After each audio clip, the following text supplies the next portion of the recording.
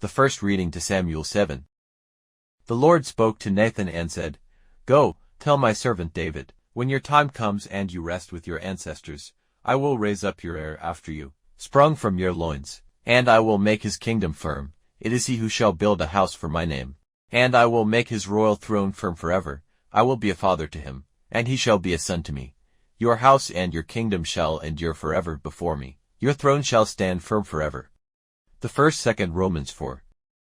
Brothers and sisters, it was not through the law that the promise was made to Abraham and his descendants that he would inherit the world, but through the righteousness that comes from faith. For this reason, it depends on faith, so that it may be a gift, and the promise may be guaranteed to all his descendants, not to those who only adhere to the law but to those who follow the faith of Abraham, who is the father of all of us, as it is written, I have made you father of many nations. He is our Father in the sight of God, in whom he believed, who gives life to the dead and calls into being what does not exist. He believed, hoping against hope, that he would become the father of many nations, according to what was said, Thus shall your descendants be.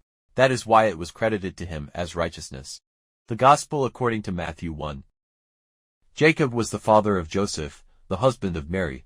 Of her was born Jesus, who is called the Christ. Now this is how the birth of Jesus Christ came about, when his mother Mary was betrothed to Joseph, but before they lived together, she was found with child through the Holy Spirit.